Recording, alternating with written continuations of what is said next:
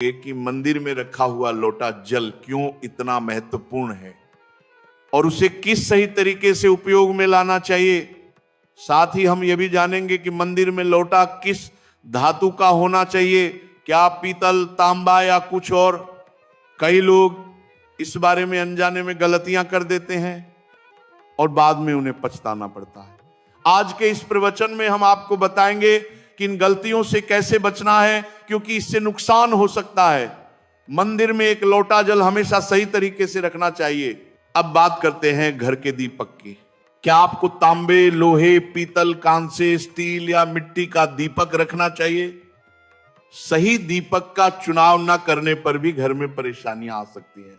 और दीपक की बाती का चुनाव भी उतना ही जरूरी है। क्या कच्चा कलावा ठीक है या फिर रुई या सूती धागा सही रहेगा?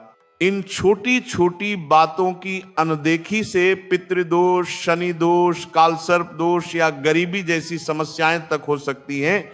बहुत से लोग पूछते हैं कि मुख्य द्वार पर जल छिड़कने का सही समय और तरीका क्या है?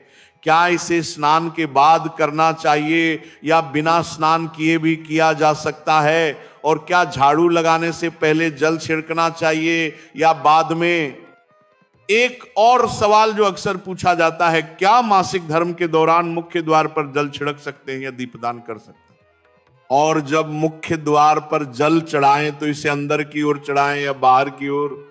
फ्लैट या किराए के घर में रहने वाले लोग पूछते हैं कि मुख्य द्वार पर दीपदान और जल छिड़कने का सही तरीका क्या है। आज का यह पूरा प्रवचन इन्हीं सवालों के उत्तरों पर आधारित है। सबसे पहले जानेंगे कि घर के भीतर और बाहर दीपक जलाने के क्या फायदे हैं। खासकर घर के बाहर दीपक जलाने के जो 5 बड़े लाभ होते हैं वे आपको चौंका भी सकते हैं। भगवान की पूजा में दीपक जलाने का महत्व सब जानते हैं। देसी घी या सरसों के तेल का दीपक अत्यंत शुभ माना जाता है। तिल के तेल का दीपक भी जलाया जाता है। लेकिन दीप जलाना केवल पूजा का हिस्सा नहीं है। घर के अंदर और बाहर दीप जलाने से कई लाभ मिलते हैं। दीपक जलाने से सकारात्मक ऊर्जा उत्पन्न होती है और साथ ही 5 बड़े फायदे भी मिलते हैं। पहला, पृथ्वी से अंधकार दूर होता है। जहां दीपक जलता है वहां सकारात्मक ऊर्जा का वास होता है और जहां सकारात्मक ऊर्जा होती है वहां भगवान का वास होता है। तेल वाला दीपक बुझने के बाद भी करीब आधे घंटे तक असर बनाए रखता है। शुद्ध देसी घी का दीपक 4 घंटे तक वातावरण को सकारात्मक रखता है। दूसरा वैज्ञानिक लाभ, जब घी या सरसों के तेल का दीपक जलता है तो उसके धुएं से घर का वातावरण सात्विक होता है। यह धुआं हानिकारक कणों को नष्ट करता है और वातावरण को शुद्ध करता है। तीसरा, सुख समृद्धि का वास। जहां भगवान के समक्ष दीप जलाया जाता है वहां माता लक्ष्मी की कृपा बनी रहती है। दीपक को पूर्व दिशा में रखें तो दीर्घायु मिलती है और उत्तर दिशा में रखने से धन संपन्नता बढ़ती है। चौथा, बीमारियों को दूर भगाना। दीपक जलाने से रोग दूर रहते हैं। यदि एक लौंग भी डाल दी जाए तो इसका असर बढ़ जाता है। यह त्वचा संबंधी रोगों को दूर करने में सहायक है। पांचवा, शुभ शक्तियों को आकर्षित करना।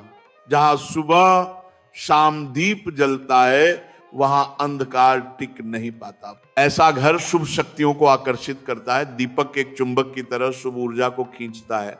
अब मुख्य द्वार पर जल छिड़कने का सही समय और विधि। रात को सोने से पहले एक पात्र में जल भरकर रख दें। तांबा, पीतल, स्टील या चांदी कोई भी पात्र चलेगा। यदि गंगाजल उपलब्ध हो तो थोड़ा सा डाल दें, नहीं है तो शुद्ध जल भी पर्याप्त है। इस पात्र को रसोई में रख दें। सुबह उठकर सबसे पहले इसी जल का छिड़काव मुख्य द्वार पर करें।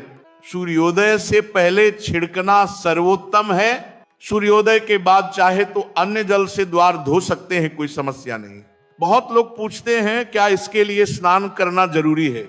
नहीं, स्नान आवश्यक नहीं। सुबह उठते ही रसोई जाएं, जल लें और मुख्य द्वार पर छिड़कें। इस समय मां लक्ष्मी और अपने पितरों का स्मरण अवश्य करें। कहते हैं सुबह सुबह माता लक्ष्मी घर घर आती हैं। जिन घरों के द्वार खुले हों और जहां जल का छिड़काव हो वहां लक्ष्मी का प्रवेश होता है। इसके बाद लोग पूछते हैं कि झाड़ू पहले लगाया जाए या जल छिड़का जाए।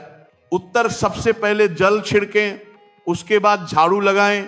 सुबह उठते ही सबसे पहले हथेलियां देखकर देवी देवताओं का ध्यान करें, फिर धरती को प्रणाम कर दाहिना पैर जमीन पर रखें, फिर रसोई से जल लेकर द्वार पर छिड़कें।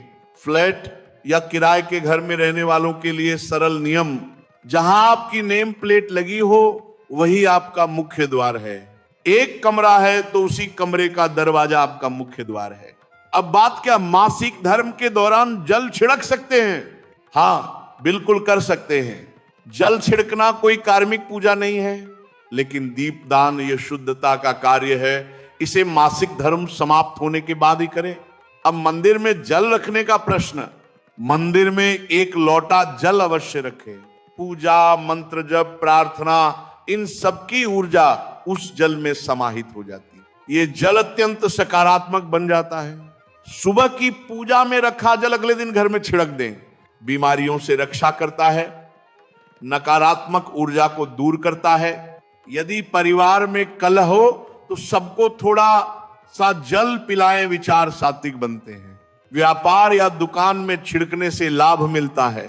जल को कभी भी तुलसी में अर्पित न करें, सिवाय इसके कि वह जल केवल राधा कृष्ण या लड्डू गोपाल के लिए रखा गया हो, तब अगले दिन तुलसी में चढ़ा सकते हैं।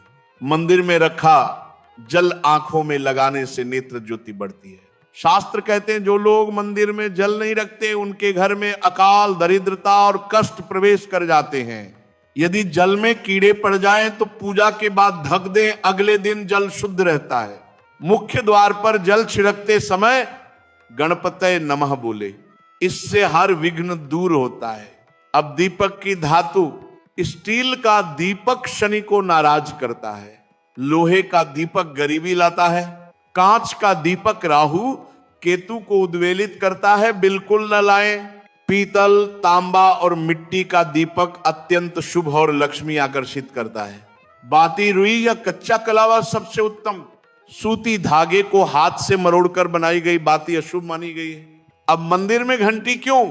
शिव महापुराण, लिंग पुराण और विष्णु पुराण में कहा गया है कि जैसे ही घंटी का नाद होता है उस समय जितने तीर्थ, जितने जप तप, जितने दान, उन सबका पुण्य साधक के खाते में जुड़ जाता है। भजन या साधना के समय ताली बजाना, 3 बार ताली बजाने से भी आसपास के सभी साधकों का पुण्य साधक को प्राप्त होता है। गरुड़ घंटी घर में अत्यंत शुभ, लेकिन बच्चों को खेलने के लिए न दें। घंटी प्रेम से बजानी चाहिए, शोर शराबे से नहीं। मंदिर बंद होने के बाद घंटी बजाना पाप होता है। सुबह 4 बजे से 11 बजे तक सबसे शुभ समय, शाम 6 बजे से रात 11 बजे के बीच भी बजाई जा सकती है, लेकिन रात 12 के बाद बिल्कुल नहीं।